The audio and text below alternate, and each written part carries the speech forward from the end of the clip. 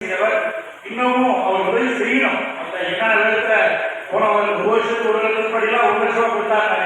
மீண்டும் அந்த 1 லட்சத்தை வாங்கி கொடுக்கக்கூடிய பொறுப்பு உங்களிடம் இருக்கிறது.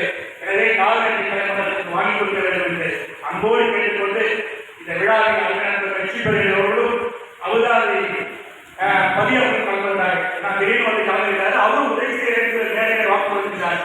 சொன்ன வாக்குக்கூடிய வாக்கை காப்பாற்றக்கூடியவர் அதற்குரிய பதியவர்கள். அவர் நேரில் கரெக்டாக கலந்து கொண்டது மிகவும் மகிழ்ச்சிக்குரியது. அவர் உதவக்கூடியது. அவரும் என துணிந்து அமைப்பு வச்சிருக்கார் மரங்களை வளர்ப்பதற்காக.